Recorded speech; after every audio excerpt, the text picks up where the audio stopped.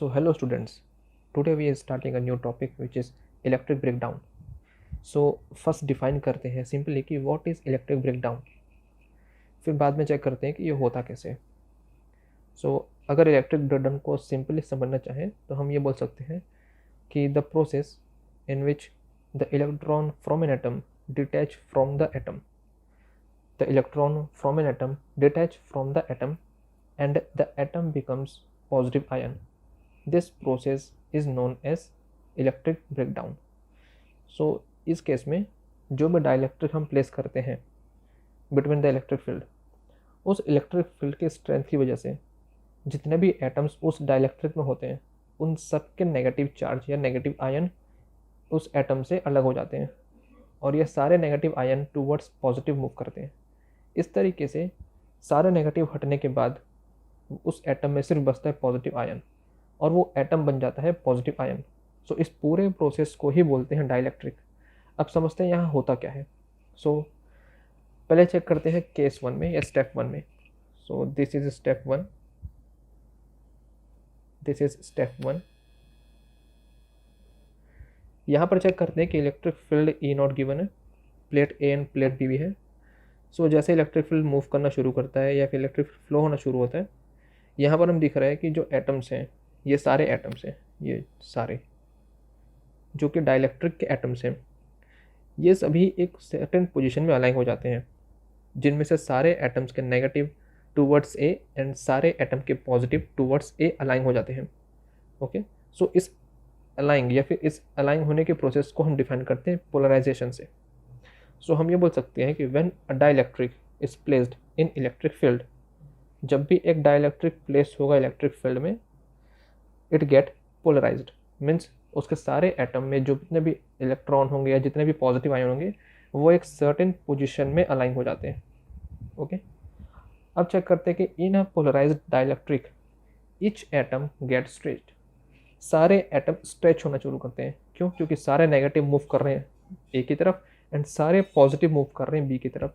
सो इस वजह से जो भी एटम होता है वो स्ट्रेच होना शुरू होता है. ठीक है. अब after applying electric field, means जब हम इलेक्ट्रिक फील्ड के स्ट्रेंथ बढ़ाते हैं, सो मानते हैं यहाँ पर कि इस इलेक्ट्रिक फील्ड के स्ट्रेंथ हम बढ़ा रहे हैं. सो स्टेप 1 तो क्लियर हो गया. अब चेक करते हैं स्टेप 2. अब चेक करते हैं स्टेप 2 को. सो जब हम इलेक्ट्रिक फील्ड के स्ट्रेंथ को इंक्रीज करते हैं, सो जैसे ही हम इलेक्ट्रिक फील्ड के स्ट्रेंथ को इंक्रीज करते हैं, उस वजह से सारे जो electrons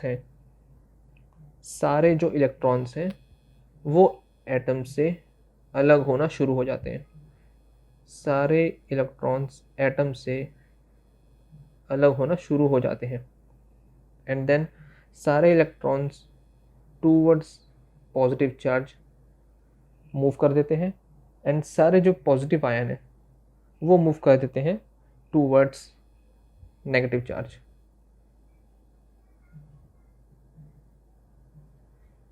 late electron move towards positive charge and सारे जो पॉजिटिव एटम वो मूव करेंगे towards negative charge. So as the electric field is increase, the atom are further stretch and इतने स्ट्रेच हो जाते हैं ये कि उनमें से इलेक्ट्रॉन मूव करके बाहर आ जाता है. सो सारे एटम में से सारे इलेक्ट्रॉन मूव करके उस एटम में से बाहर आ जाते हैं. So when the electric field strength is too high, जब इलेक्ट्रिक फील्ड स्ट्रेंथ बहुत ज़्यादा हो जाता है, the electrons get detach from the atom and the atom becomes positive ion. Okay, so सारे एटम में से जब इलेक्ट्रॉन निकल जाते हैं तो सारे एटम बन जाते हैं positive ion and this process को ही हम डिफाइन करते हैं इलेक्ट्रिक ब्रेकडाउन से. सो ये एक ऐसा प्रोसेस है जिसमें एटम से इलेक्ट्रॉन रिमूव हो जाते हैं due to high strength of electric field. सारे स्टेप हम यहाँ पर चेक कर सकते हैं. जो स्टेप इसमें फॉलो हुआ था हम सारे यहाँ पर चेक कर सकते हैं. सो इस टॉपिक के बाद चेक करते हैं कि what is dielectric strength. So dielectric strength का मतलब ये होता है कि वो मैक्सिमम इलेक्ट्रिक फील्ड जिसे अप्लाई करते तक इलेक्ट्रिक ब्रेकडाउन ऑकर ना हो.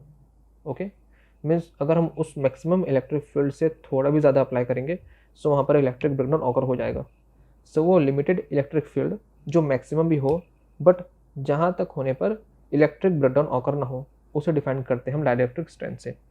So the maximum value of electric field intensity that can be applied to the dielectric without its electric breakdown is known as dielectric strength. So इसे हम define करेंगे dielectric strength से. So hello students, today we are starting a new topic which is common potential. So let us understand what is common potential. So इस topic में हम ये करते हैं कि हम दो कैपेसिटर लेते हैं. Let C1 and C2 are two capacitors having different charge potential. Means दोनों का ही हम अलग अलग पोटेंशियल से चार्ज कर रहे हैं. लेट C1 का पोटेंशियल V1 हो गया एंड C2 का पोटेंशियल हो गया V2. So after charging both capacitor we will connect both of them in parallel combination. So we will connect C1 and C2 with parallel combination. अब इस combination से ये होता है कि हायर पोटेंशियल, जो भी कैपेसिटर हायर पोटेंशियल पे होगा, सो हायर पोटेंशियल से जो चार्ज होगा वो फ्लो करता है लोअर पोटेंशियल पर. सो हमें यहाँ पर दिख रहा है कि हायर टू लोअर मीन्स ये डायरेक्शन हो जाएगा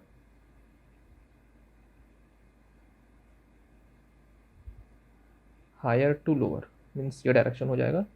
एंड इस केस में बात करें सो हायर से लोअर. सो जो डायरेक्शन ऑफ चार्ज रहेगा वो होगा फ्रॉम हायर कैपेसिटेंस या higher potential to lower potential. And the flow of charge continues till potential of both become same or equal. So ये flow of charge कब तक होगा? जब तक दोनों ही कैपेसिटेंस के पोटेंशियल इक्वल ना हो जाए. जैसे ही जिस इंस्टेंट ऑफ टाइम पे दोनों का पोटेंशियल सेम हो जाएगा, उसी इंस्टेंट ऑफ टाइम पे फ्लो ऑफ चार्जेस स्टॉप हो जाएंगे. सो इस प्रोसेस को बोलते हैं हम common potential. Now let's talk about its expression.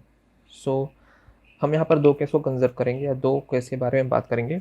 सो पहला केस है before charging and second case है after charging. Okay, means before sharing of the charging and second case है after sharing of the charging. So यहाँ check करते हैं expression.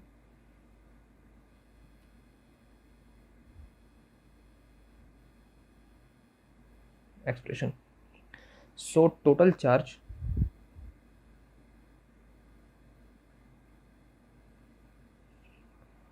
on both capacitor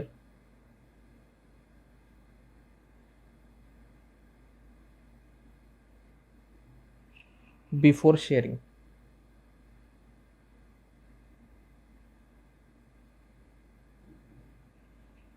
Let's take total charge is equal to Q. So Q is equal to हो जाएगा C1 V1 plus C2 V2, because we know that कि C का formula होता है Q by V, hence Q का formula हो जाएगा C into V. Okay, so ये पहला केस हुआ बिफोर शेयरिंग का. And let this is equation 1. Second जो केस है वो हो जाएगा total charge on both capacitor after sharing. So total charge on both capacitor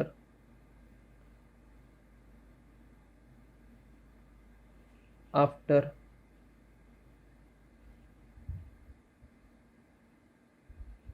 sharing. So let this is Q dash is equal to, and after sharing जो potential था वो दोनों का सेम हो गया था.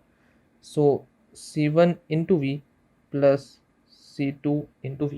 ओके, सो पोटेंशियल सेम होने की वजह से दोनों का ही पोटेंशियल V हो गया था. Late this is equation 2. So from principle of conservation of charge, from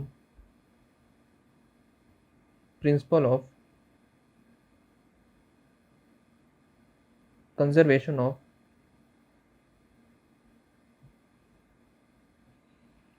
of charge,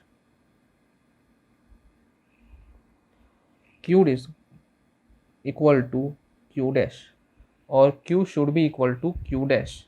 Okay, so applying the formula of Q and Q dash, So Q is equal to C1 V1 plus C2 V2 is equal to C1 into V plus C2 into V, or we can write C1 V1 plus C2 V2 is equal to, taking potential as a common, C1 plus C2. सो अब यहाँ पर हम V को left करके बाकी जो addition of C1 and C2 से replace करते हैं बिलो इन LHS. सो यहाँ पर हम लिख सकते हैं कि V is equal to C1 V1 plus C2 V2 divide by C1 plus C2. So this is the common potential after connection of the both capacitor, which is given as C1 V1 plus C2 V2 is divided by C1 plus C2. Okay, and this V is common potential.